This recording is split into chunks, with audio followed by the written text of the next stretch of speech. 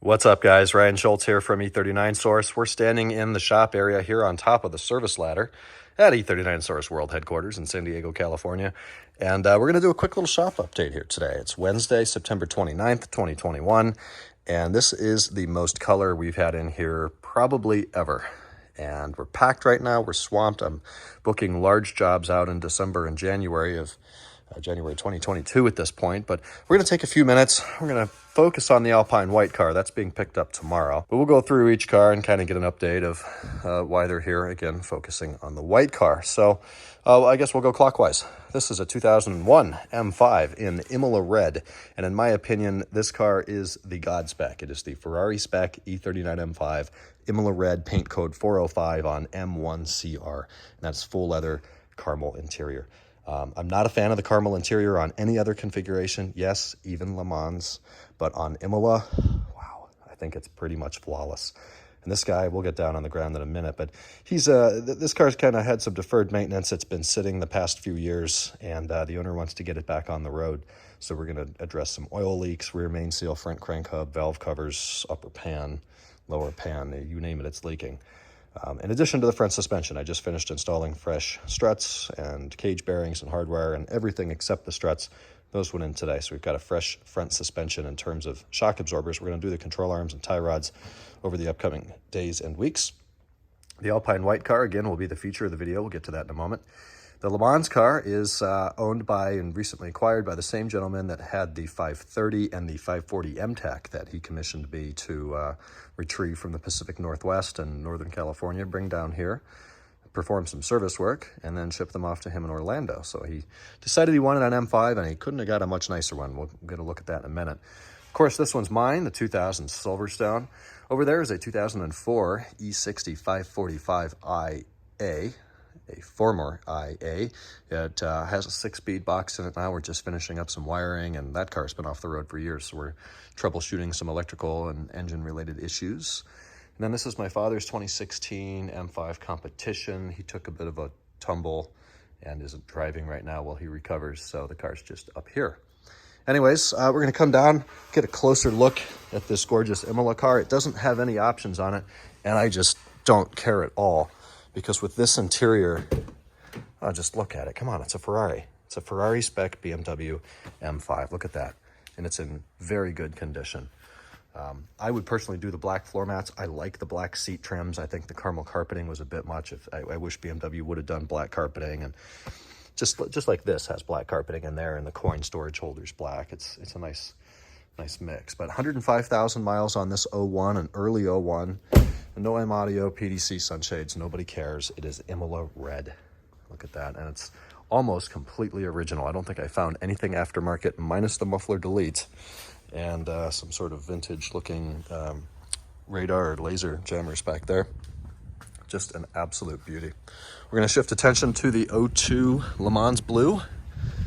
Pretty much the same deal over here, completely stock and original. The difference is this car is 100% loaded. That's right, PDC, M audio, sunshades, split folds. They all came with Xenon and nav and stuff like that.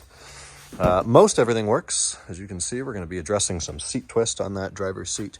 The backrest is twisting. 140-some thousand miles on this car. And check out the condition of the interior here, notably these seats. Yes, they're a little bit dry.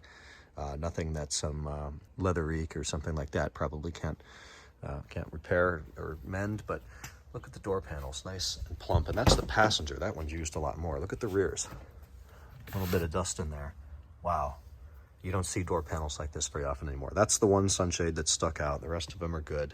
We've got the split folds. Just a loaded car in beautiful condition. So we just finished putting it through our MPI, or multi-point inspection process, yesterday. We came up with quite a few things, and my customers generally kind of freak out when I give them the list and it's got 100 different points on there.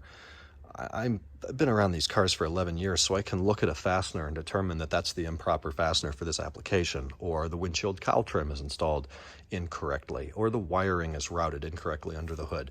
So I put everything on there, prioritized kind of 1 through 3, 1 being things that should be addressed now, there's safety or drivability concerns. 2, something to keep in mind and plan for, and then 3, something to monitor. So that's the Le Mans Blue, and we've got our red, white, and blue BMWs here. How special is that? I love this. I got some photos out front by the shop today with all these cars. We were also able to do kind of the M colors between Imola, Le Mans, and my Silverstone. We'll take a peek at the 545. This thing was actually manufactured in 2003. How weird is that? An 03 build date E60. The first month of production, I believe, was September 03. And this car's got a lot of goodies on it. Soft closed doors on an 04 545. Full leather door panels on a 545. Steinway interior trim on a 545. BMW individual door sills, sunshades, M5 mirrors. These wheels, I'm not sure if they're Dynon or what they are. M5 brakes. In fact, the entire rear end is M5. The entire subframe, differential, control arms, and what look to be Bilstein coilovers back there. We've got soft closed doors in the front as well. We can get a much better look at that gorgeous Steinway trim. The full leather dash. Dynon shifter with the manual conversion. We've still got to, of course, put together the center console again. I'm just chasing a few things. Steering wheel even has the Steinway insert. I've never seen this before in my life. Alcantara headliner. I'm sure I'm missing stuff. But this, of course, being the N62 B44 V8 getting charged up. My car hasn't really had anything done to it since all the windshield work and cowling that I filmed the last video on. I've just been driving it, cleaning it, keeping it nice. Same thing with the F10. It's only got 14,000 miles on it. It spends most of its days going 0 miles per hour, either here or at home. Anyways, moving along. This is a 2001 Alpine White E39 M5. A gentleman approached me about 2-3 months ago now. We've got a queue here. We're kind of booking larger jobs out in December or January. Smaller stuff I can fit in between the cracks here and there. But gentleman came over and approached me and said, I'm looking to sell the car. He was the original owner. The car was leased from 01 to 04. He purchased the car in 04. It's been a San Diego, Southern California car its entire life, always garaged, adult driven by the same gentleman. And he wanted an MPI and wanted to sell the car. So at the same time, I had another customer kind of asking, hey, if you know anybody with a clean M5, let me know. So I'm the matchmaker, hooked him up. It worked out. This car will be headed to Seattle tomorrow. The owner flew into San Diego yesterday, spending some time in the city, and then he's going to pick it up tomorrow.